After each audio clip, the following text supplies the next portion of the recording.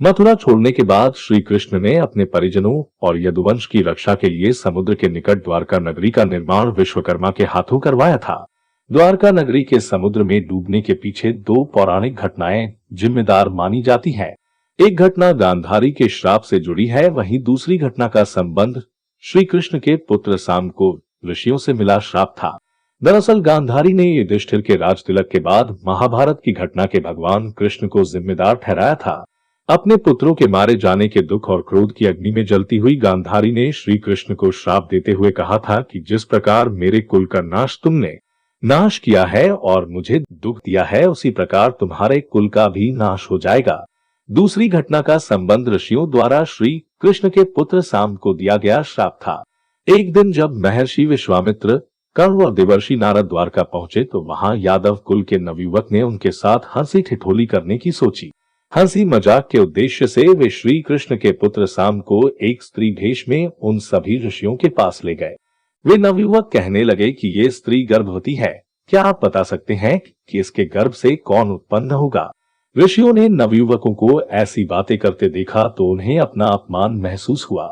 वे अपने इस अपमान को सहन नहीं कर पाए और उन्होंने श्री कृष्ण के पुत्र को श्राप दे डाला कि कृष्ण का ये पुत्र वृष्णि और अंधकवंशी पुरुषों का नाश करने के लिए लौह से निर्मित मूसल को उत्पन्न करेगा। उस मूसल के द्वारा तुम और तुम्हारे जैसे क्रूर लोगों के समस्त कुल का नाश हो जाएगा।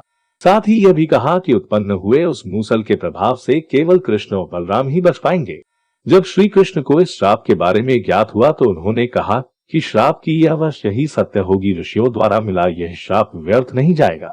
ऋषि मुनियों का श्राप इतना प्रभावशाली था कि अगले ही दिन सांब ने मूसल को उत्पन्न किया। राजा उग्रसेन को जब मूसल के उत्पन्न होने की बात मालूम हुई तो राजा ने उस मूसल को चुराकर समुद्र में डलवा दिया। समुद्र में मूसल को डलवाने के बाद श्री कृष्ण और राजा उग्रसेन ने नगर में यह घोषणा करवाई कि आज से कोई भी वृष्णि और अंधकवंशी अपने गृह में मदिरा तैयार नहीं करेगा। यदि कोई ऐसा करता है तो उसकी सजा मृत्युदंड होगी। इस ऐलान के बाद सभी द्वारकावासियों ने मदिरा को घर पर नहीं बनाने का प्रण लिया। समय बीतता गया और द्वारका में स्थिति खराब होने लगी। रोज तेज आंधी चलने लगी और नगर में चूहों की संख्या इतनी बढ़ने लगी थी कि द्वारका में लोगों से ज्यादा चूहे हो गए थे। अजीबोगरीब भयंकर घटनाएं होने लगी। इन्हें देखते हुए श्री कृष्ण को लगने लगा कि अब गांधारी का श्राप सत्य होने का समय आ गया है। श्री कृष्ण ने पक्ष की अमावस्या पर गौर किया तो ये ठीक वैसा ही योग है जैसा महाभारत के युद्ध के समय बना था। गांधारी के श्राप को सत्य में परिवर्तित करने के लिए श्री कृष्ण ने यदुवंशियों को तीर्थ करने का आदेश दिया। इसके पश्चात आज्ञा का पालन करते हुए राजवंशी समुद्र के तट पर तीर्थ से आकर निवास करने। एक दिन अंधक और वृष्णि के बीच किसी बात पर बहस हो गई।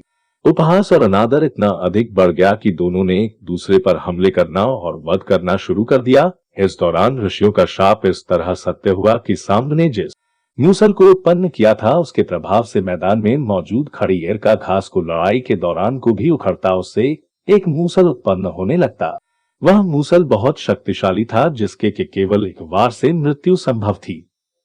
इस तरह वहां मौजूद सभी लोग मारे गए।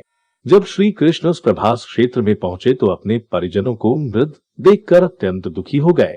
क्रोध में आकर श्री कृष्ण ने वहां खड़ी घास को उखाड़ा तो वह मूसल में तब्दील हो गई। इसके बाद श्री कृष्ण ने उस मूसल से वहां मौजूद जीवित लोगों पर वार कर दिया क्योंकि इन लोगों ने अपने ही लोगों को मारा था। श्री कृष्ण ने वासुदेव जी को इस संहार के बारे में बताया और कहा कि आप स्त्रियों और बच्चों को लेकर अर्जुन के साथ हस्तिनापुर चले जाइए। इसके बाद श्री कृष्ण प्रभास क्षेत्र में पहुंचे तो उस समय उनके बड़े भाई बलराम जी ध्यान मुद्रा में थे। श्री कृष्ण को देखकर बलराम के शरीर से शेष नाग निकले और समुद्र में चले गए। फिर श्री कृष्ण श्राप और नरसंहार के बारे में विचार करते हुए इधर उधर घूमने लगे। घूमते हुए वे पेड़ के नीचे विश्राम करने के लिए बैठे। इसी दौरान जरा नामक शिकारी का बाण उनके पैर के अंगूठे में जाकर लगा। जरा शिकारी ने ही हिरन का मुख समझ मारा था। श्री कृष्ण के पैरों में लगा बाण देख शिकारी उनसे क्षमा मांगने लगा तो उन्होंने जरा को अभयदान दिया और अपने प्राणों को त्याग दिया। इसके बाद यदुवंशियों का अंतिम संस्कार किया गया जिसके अगले ही दिन वासुदेव जी ने भी प्राण त्याग दिए। अर्जुन वहां से स्त्रियों और बच्चों को जैसे ही हस्तिनापुर की ओर चले द्वारका नगरी समुद्र में डूब गई। आपको मेरा वीडियो कैसा लगा लाइक और सब्सक्राइब करना ना भूले हर हर महादेव।